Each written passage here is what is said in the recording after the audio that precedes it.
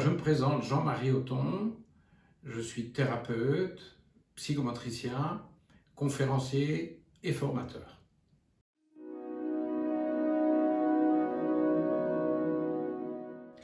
C'est un état de fait dans la mesure où j'ai un frère, j'ai une sœur, je vais vivre avec sous le même toit. Et puis je vais devoir faire ma place au niveau du territoire. J'ai ma chambre, nous avons notre chambre, la cuisine est un lieu de partage, on va tous être ensemble. Le temps d'écran de télévision m'a demandé, moi je veux regarder ça, donc je dois négocier, je dois trouver ma place, je dois accepter que l'autre négocie. Et c'est tous les paramétrages de la socialisation, le rapport à l'autre, et de savoir tout doucement que l'autre est autre et moi je suis moi. Et puis j'ai le sentiment aussi, c'est ce que disent ces enfants, je ne suis pas seul.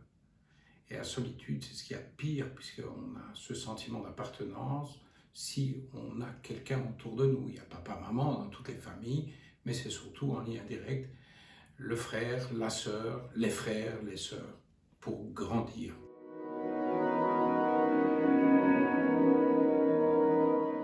La dispute est quelque chose de normal, c'est un apprentissage. Comment est-ce que je peux faire valoir ce qui est mon besoin alors que je ne l'ai pas appris? Donc c'est un apprentissage. Et le conflit, la dispute est parfois un apprentissage pour l'enfant pour revendiquer. Il faut bien se mettre à la place d'un enfant. On prend souvent comme exemple la situation. Ah, tu as 4 ans. Tu vas avoir un petit frère, chouette, et l'enfant doit dire c'est bien, mais dans sa tête, quoi, qu'est-ce qu'il vient faire dans ma vie? Moi j'avais papa, maman, j'étais tout seul, et puis lui vient ou elle vient me prendre un morceau, et puis l'enfant arrive, et quand l'enfant arrive, mettons-nous à la place de ce petit de 4 ans, tout le monde regarde que lui on ne le regarde déjà plus. Donc, il y a déjà quelque chose qui fait que ça ne me va pas, je ne suis pas content. Donc, et en plus, je dois aimer. Je suis obligé de l'aimer. Ça, c'est encore une croyance. Et nous, les parents, qu'est-ce qu'on fait, les éducateurs? C'est de dire à l'enfant, tu n'es pas obligé de l'aimer. Mais par contre, tu es obligé de le respecter et de te faire respecter. Et c'est pour ça que la dispute se met en place. Après, il y a le pourquoi de la dispute. Qu'est-ce qui fait que les enfants se disputent? En général, c'est un peu la dispute humaine, c'est le territoire. Non, c'est ma place.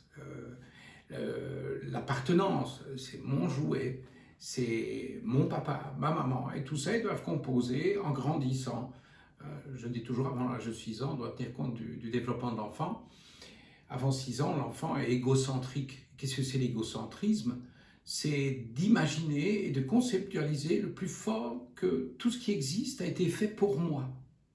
Alors si j'ai ma maman, elle a été faite pour moi, hors de question de la partager, dira le petit avant 6 ans. Après, avec l'âge, on va avancer et comprendre que maman est maman de lui, de elle et de moi. Il faut partager maman. Bon, comment je vais? C'est la frustration, c'est toute une éducation. Et c'est le fondement même de l'éducation, c'est la socialisation et l'éducation à la frustration. Dolto disait l'humanisation.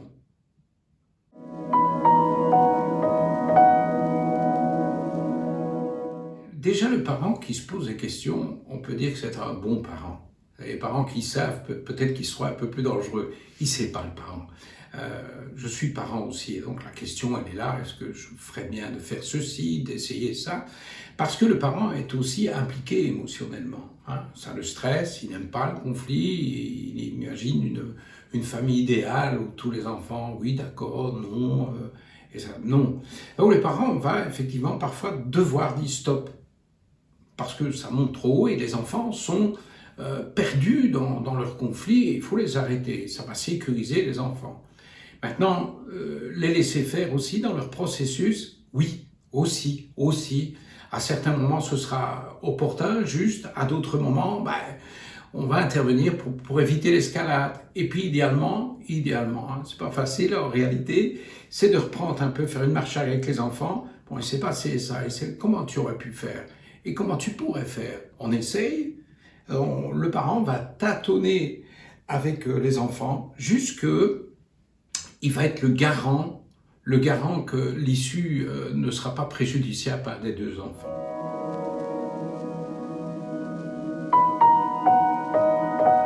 Alors, il n'est pas pas nécessaire de se disputer tout le temps pour apprendre, mais une fois qu'elle est là, la dispute, c'est je suis fâché, le parent va aider l'enfant. C'est son job, ou l'éducateur va aider l'enfant à se dégager du conflit avec des mots. Le fondement même de la dispute, c'est des mots honorables, pas l'insulte, mais des mots vont aider l'enfant à se dégager de ce qui est difficile. D'abord, considérer l'émotion. Ça, c'est un fondement même de l'éducation parentale idéale. C'est de pouvoir dire à l'enfant, tu es fâché sur ta sœur, tu es fâché sur ton frère. Alors l'enfant, ben oui, je suis fâché. Ah, et comment ça se fait que tu es fâché? Ben c'est parce qu'il a encore pris mon doudou et c'est le mien et je ne suis pas d'accord. C'est vrai que ce n'est pas facile. Comment on pourrait trouver une solution? Alors, en phase 2, quand on a reconnu l'émotion, on va aider l'enfant, mais c'est un processus, ça va prendre plusieurs années. C'est de trouver une solution avec son frère ou sa sœur à qui il est en conflit. Vous trouvez une solution à deux. Et l'adulte, qu'est-ce qu'il va faire? Il va juste ne pas dire voilà comment on fait, je vous accompagne.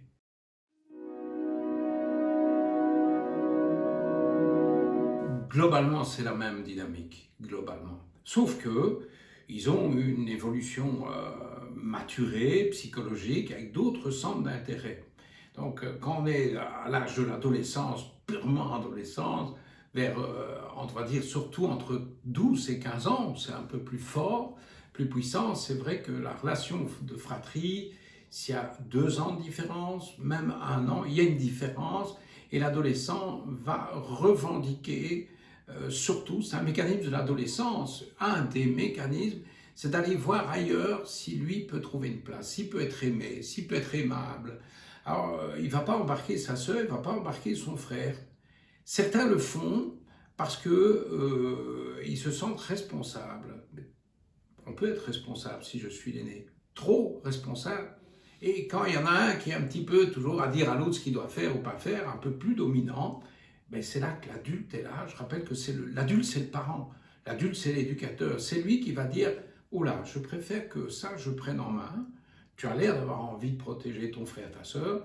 C'est chouette, mais pas comme ça. Pas comme ça. Et à la place, tu peux. » C'est une manière aussi de dire que dans l'éducation, quand un enfant va sur le chemin qui n'est pas bon pour lui, entre guillemets, on lui dira « Celui-là n'est pas bon, mon grand ou ma grande, je te propose ce chemin-là. Essaye. »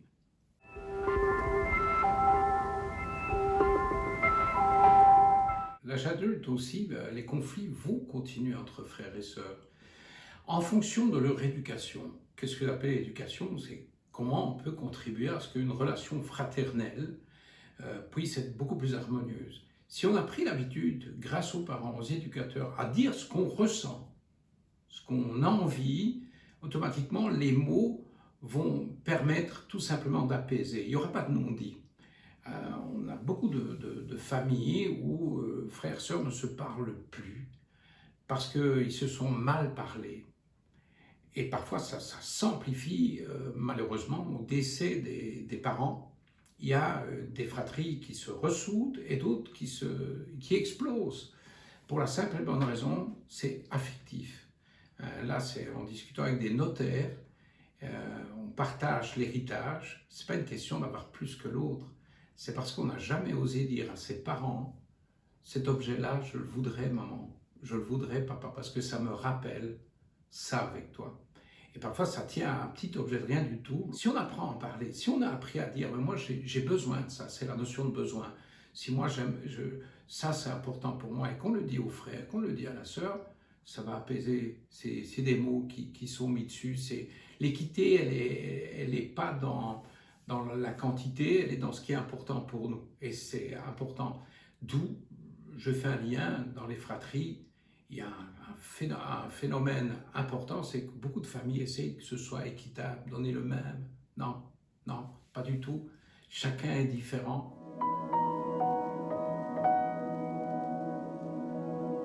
Chacun a besoin de choses différentes au moment où il en a besoin. Ça a évité pour les familles qui étaient financièrement pas très riches, tu as une paire de chaussures, toi, tu as encore les tiennes, tu attendras et tu auras ton tour. Et ça veut dire qu'on était tous différents, individuels. Et on a remarqué que ces familles se disputent moins aussi, ces enfants, parce qu'ils sont éduqués à « Tu as besoin de ça? Maintenant? Ok. Toi, tu aimerais aussi, je veux reconnaître, oui. Ah oui, je lui ai acheté un nouveau pantalon, et toi aussi, oui. Pas maintenant, on va attendre un peu. C'est toute une éducation. Et les enfants ne vont pas continuer alors à regarder si l'autre a plus ou a moins. Il a appris ça.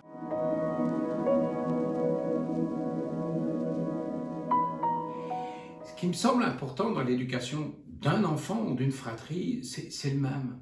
Les deux, un an, qu'il soit seul ou qu'il y ait une fratrie, ou soit deux, trois, quatre, cinq, c'est la même règle. L'idéalement, c'est une éducation à l'émotion, c'est-à-dire reconnaître ce qui se passe et le parent va aider l'enfant.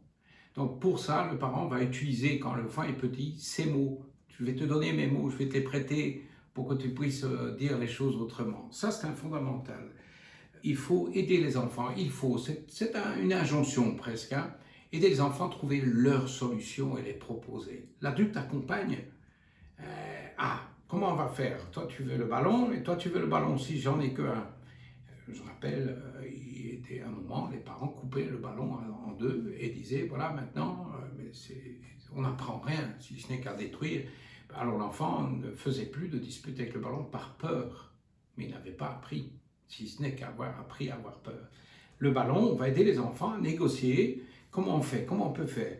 Alors, au début, le parent, écoute, si je te donne l'âge, mais ça, c'est le parent qui trouve ça. On va aider les enfants à trouver la solution. Alors, je vous laisse 2 minutes, en fonction de l'âge de l'enfant, je reviens et vous me dites ce que vous avez trouvé. On prend, même si un enfant est en train peut-être plus de manipuler l'autre parce qu'il est plus grand, on accepte tant que si l'autre est d'accord, que ce n'est pas préjudiciable à l'enfant et que ce n'est pas un mécanisme disproportionné, on prend. Mais les enfants sont fiers de trouver leur solution. Ensuite, l'adulte vérifiera si ça continue et si ça fait son chemin.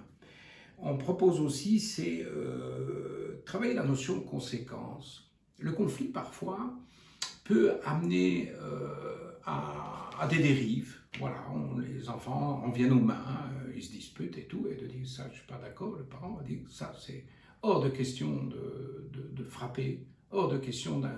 Le parent doit être clair, ou l'éducateur. Non, ça suffit, hein. Il ne faut pas punir, ça c'est un autre thème, mais c'est juste dire stop. Et puis, la notion de conséquence, vous êtes disputés, vous avez du mal à vivre ensemble pour le moment, alors toi, tu vas te jouer un petit peu là, 10 minutes, et toi, tu vas là-bas. Je sépare les enfants. C'est une conséquence simple, parce qu'ils sont fâchés, il faut laisser descendre. D'où, quand les enfants sont en conflit, jamais tout le temps, c'est très fort, on ne résout pas le conflit tout de suite. Ils sont en colère. Va là-bas, va là-bas. Après, ça va mieux. Et souvent, c'est oui, ben, vous n'avez pas entendu 10 minutes. Oui, mais on s'entend bien maintenant. On joue au jeu. Mais l'adulte doit être garant. Et alors, que l'enfant soit seul ou en groupe, développer l'estime de soi. Ça, c'est un fondamental de l'éducation. Comment on développe l'estime de soi? Et ça, on va l'insérer dans l'éducation des fratries, des enfants. On va la développer sur 3 gros paramètres. D'abord, l'éducation fonctionnelle. Ça veut dire qu'on laisse l'enfant apprendre, mais on va avoir des exigences aussi. Débarrasser la table, mettre la table, c'est contribuer, que l'enfant soit seul ou en fratrie. Mais si l'enfant a 6 ans et dit « je veux faire des gâteaux », on dit « ok, je vais mettre la consigne, tu as besoin d'aide? Non, ok. Tout ce que je te demande, c'est quand tu as fini, on lave. Tu laves tout, je peux venir t'aider, tout, mais je ne fais pas la place en fonction de l'âge de l'enfant. Ça peut être, tu vas seul à l'école, en fonction de l'âge, en fonction de la distance de l'école. C'est de l'autonomie fonctionnelle et l'enfant va se dire « waouh, je sais le faire ». Et puis il y a l'autonomie affective. Ben, l'autonomie affective fait partie aussi de l'évolution de l'enfant, c'est apprendre déjà à gérer les conflits. Il se dit ah, mais je ne me suis pas laissé faire par mon grand frère, j'ai dit non. Et ainsi de suite. On a des modèles éducatifs, de grands pédagogues, où les enfants, quel que soit l'âge, étaient presque égaux à celui de 16 ans. Je fais notamment allusion à Libre Enfant de Summerhill. Hein, on explique qu'ils avaient un forum, et c'était le groupe qui gérait. Les adultes étaient là, mais les adultes disaient rien. Et les plus grands disaient, qui est d'accord pour que, imaginons, Pierre avait pris le vélo de Marie, avait cassé son vélo, et le groupe dit, on décide que Pierre répare le vélo, et il doit payer de son argent de poche, qui est d'accord? Et si le petit de 6 ans disait oui, on tenait compte de sa voix. Donc, il avait déjà une importance. Donc il savait émotionnellement qu'il pouvait. L'éducation à l'émotion, c'est aussi dire ce qu'on ressent. Je suis en colère, je suis frustré, c'est difficile pour moi. Ça, c'est une éducation. Et alors, on a l'éducation sociale. Nos enfants, et par les temps qui courent, on sort d'une période où on nous a dit ne sors pas, ne va pas vers le monde, c'est dangereux, il y a des virus, il y a... Bon, maintenant, il faut que les enfants retournent vers le monde. Et ça peut être bonjour monsieur, bonjour madame, tiens, tu vas acheter le pain toi-même, c'est la société, aller acheter, oser rentrer dans le magasin, acheter le pain tout seul, ressortir de... Et voilà, j'ai ramené le pain. Ah, aller dans le magasin, à la poste, aller à l'école seul, demander quelque chose à un adulte. Tu as demandé à ton institutrice, c'est toutes les codifications sociales. Et c'est vrai que les enfants qui sont en fratrie ont un peu plus facile que les autres. Mais les autres y arrivent aussi.